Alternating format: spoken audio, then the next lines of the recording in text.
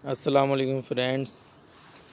आज सुबह जब मैं आया हूँ अपने पैरोट को लेके इधर रेल की पटरी पे फ्री फ़्लाइट करवाने के लिए, दोस्तों ये देखें मुझे क्या मिला है। ये रेल की पटरी से मुझे मिला है और इसका क्या नाम है, इसको क्या कहते हैं। और इसकी माँ भी इधर ही घूम रही है, इसकी माँ की आवाज़ भी आ रही है। तो आप लोग इसको देखें और बताएं कि ये है क्या चीज़। वैसे हम लोग तो इसे कहते हैं टिटेरी।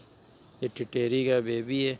अब आप लोग क्या कहते हैं कमेंट्स करके बताएं कि आप लोग इसे क्या कहते हैं, क्या नाम है इसका।